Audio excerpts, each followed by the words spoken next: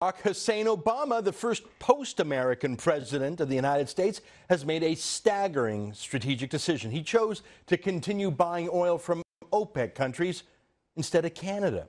Countries like Saudi Arabia, the source of 15 of the 19 hijackers on 9/11. Saudi Arabia, which to this day is the world's largest financier of terrorists. It's America's enemy. But Obama has decided he likes being Saudi Arabia's customer.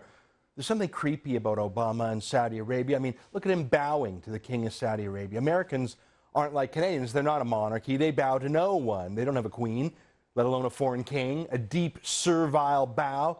Let's run that again. Let's look at that bowing clip just one more time. It's just craziness.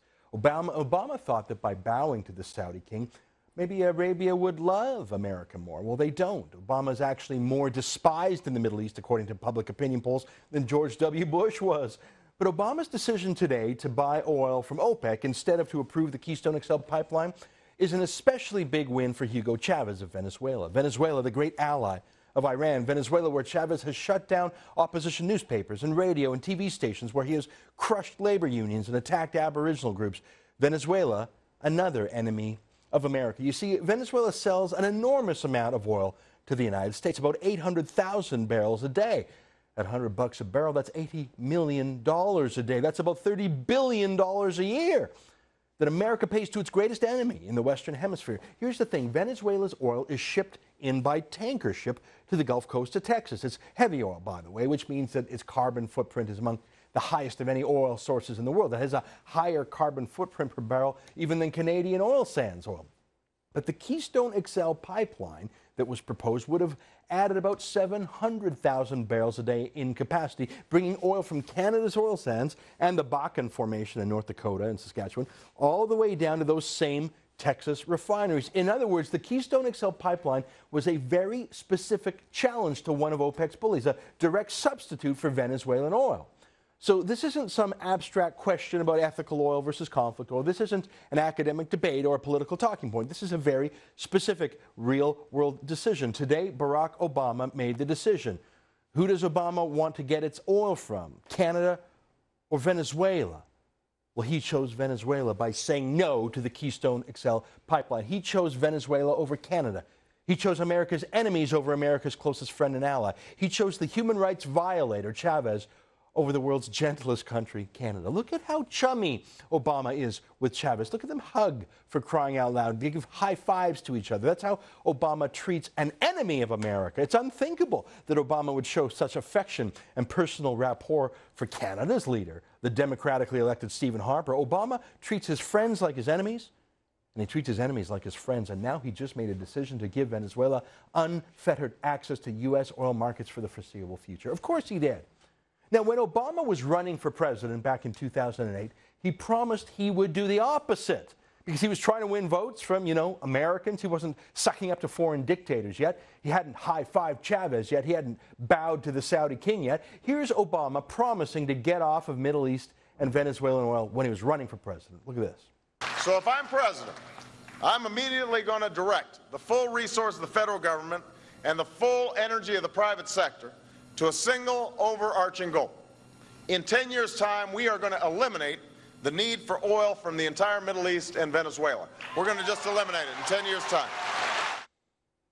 Well, that was 4 years ago now almost. Did you get that? He didn't say he wanted to get off all imports. The U.S. imports almost 10 million barrels a day. Of course, he can't turn off imports from Canada and Mexico, but he listed the world's evil regimes, Middle Eastern dictatorships, and that thug from Caracas, Hugo Chavez. That's what Obama promised in his presidential campaign almost 4 years ago, but he lied. Why did he lie? Well, if you ask the White House today, they'll tell you that the problem with the Keystone XL pipeline proposal is that it passes over something called the Ogallala Aquifer, a precious source of water that must be protected. Well, that sounds like an amazing oasis. Maybe it's like something in a national park. Really? No. The Ogallala Aquifer covers a huge swath of the United States. I mean, many states. And this aquifer is crisscrossed by thousands of miles of oil and gas pipes. Look at those. Those are the pipes. That's the Ogallala Aquifer. That's a map of it right there. Thousands of miles of pipes, many built decades ago, as opposed to the Keystone XL pipe, which would be built to the highest modern standards of technology and safety. You were looking, that pink zone there is the Ogallala Aquifer, by the way. So it's a fake excuse. But guess what? Keystone XL's builder, TransCanada Pipelines, agreed anyways to move the pipeline route. They made that change last year. The new pipeline route is endorsed by both the Democratic and Republican senators of Nebraska, which was the state in question. Everyone wants this project to go now, well, except Hugo Chavez and the Saudis, and Obama chose them. He also made a domestic political choice to go with the Hollywood airheads like Daryl Hannah and other millionaire liberals who jet around and use the environment as a chance to appear really, really smart. So by nixing the pipeline, Obama probably guaranteed himself $20 million worth of fundraising parties in Malibu from starlets, plus the support of professional activists like Greenpeace and other lobby groups during his re-election campaign.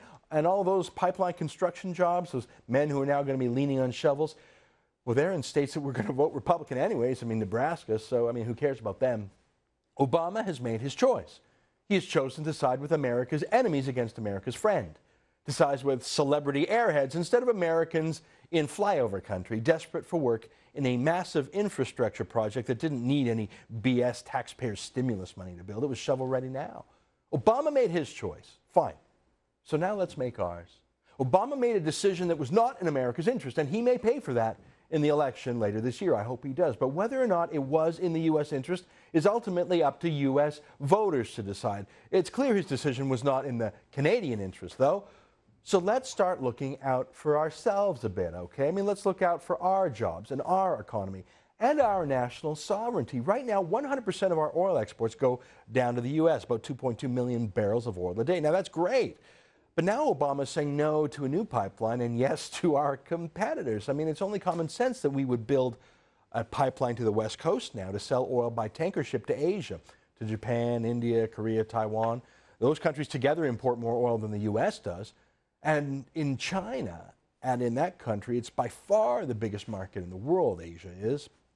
Now, right now, all those Asian countries are buying oil from dictatorships. They have to. I mean, China in particular is so desperate for oil that it buys it from Sudan and Iran, countries that are under international sanctions from most of the rest of the world. So it's in our Canadian economic interest to sell our oil to China and the rest of Asia. And it's actually in our ethical interest, too, to take market share away from Iran and Sudan so that Chinese money comes to us instead of those rogue states. It is a moral improvement for China to buy its oil from us instead of Sudan or Iran. Now, that pipeline to the West Coast is called the Northern Gateway, and it's proposed by a Canadian company called Enbridge. It's an all-Canadian decision, unlike the Keystone XL pipeline that crossed the U.S. border, and so it was subject to Obama's veto. Now, the Northern Gateway pipeline is all-Canadian, but that's the problem. U.S.-funded American lobby groups have opposed the Northern Gateway pipeline. They're interfering. Let me say that again. U.S. groups are interfering with a completely Canadian decision to export our oil. Big U.S. foundations with strong links to the Obama administration have been meddling in our domestic affairs, jamming up our regulatory process for the Northern Gateway. I mean, New York's Rockefeller Foundation, for example, has spent millions opposing Canadian resource development. So has San Francisco's Tides Foundation. Close to $300 million of U.S. special interest money has flooded into Canada over the past 10 years to stop things like the oil sands and now this proposed pipeline. Now, these foreign meddlers have tried to rig our review panel looking at the Northern Gateway pipeline. Here's one foreign-funded lobbyist named Eric Swanson, whose group took $600,000 in U.S. money. He's boasting about how he's rigged Canada's process. Look at this. We're actually very happy. We helped sign up 1,600 people to participate at those hearings. He's very happy about it. He's boasting about it. He signed up 1,600 people to jam the system. You have a U.S.-paid lobbyist bragging about putting people to testify before a Canadian review panel just for the purpose of jamming it up. The Tides Foundation and its Canadian affiliate alone, just that group, have funded no fewer than 36 cookie-cutter lobby groups to oppose our pipeline. They funded 36 of them. So it looks like there's a lot of different people mad about the pipeline, but it's actually just one American octopus of special interest. Highly connected U.S. Democrats hate the Northern Gateway pipeline, too. Remember what Patrick Moore, the founder of Greenpeace, told me yesterday on the show, that Robert F. Kennedy Jr., from the most connected Democratic family in the U.S., has been very influential in attacking these pipelines, especially Keystone XL. And his allies have attacked our Northern Gateway proposal, too. Here's Patrick Moore yesterday. It's the NRDC in Washington, D.C. Robert Kennedy Jr., Bobby Kennedy Jr. is one of the principals in that organization. This is very high up in the Democratic Party in the United States. This ability to have stopped Obama from approving the pipeline before an election shows the power that these people actually have. But it's not just American Democrats. I mean, here's a letter from Hugo Chavez's state-owned oil company, Citgo, demanding that Canada not build our Northern Gateway pipeline. Look at the letter for a second. It's a letter right there. So let's sum up. You've got a post-American president who loves dictators. He's blocked a pipeline from Canada called Keystone XL. His excuse is false. The EPA has already given the project an environmental green light. It's about politics, really, appeasing foreigners and raising money from Hollywood. It's a disgrace, but look, that's an American disgrace. It's his business. So now our business as Canadians is to sell our oil to Asia, not just for our economic success, but to prove that we're an independent country. I mean, if Obama doesn't want our oil, well, that's the rest of the world. The rest of the world does. We don't need just to wait for Obama. Let me play that broken campaign promise from Obama one more time. Look at what he said. Look what he said. So if I'm president, I'm immediately going to direct the full resource of the federal government and the full energy of the private sector to a single overarching goal. In 10 years' time, we are going to eliminate the need for oil from the entire Middle East and Venezuela. We're going to just eliminate it in 10 years' time. Well, that's a lie. Obama made a decision to keep buying oil from a tyrant and tell Canada to go to hell. Well, let me leave you with one more campaign promise from Obama. This one.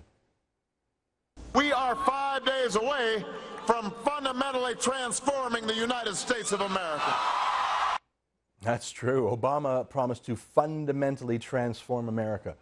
That's a promise, unfortunately, that he's kept. Obama's decisions are bad for America. They're bad for U.S. jobs, bad for U.S. energy security and U.S. foreign political entanglements, but they're bad for us, too. Now, we love America. We did before Obama came along. We do now, and we will after Obama is gone. But let's not sit by the phone waiting for Obama to love us in return. Let's open up markets in Asia and grow up as a country with friends and trading partners around the world. This is about self-respect now.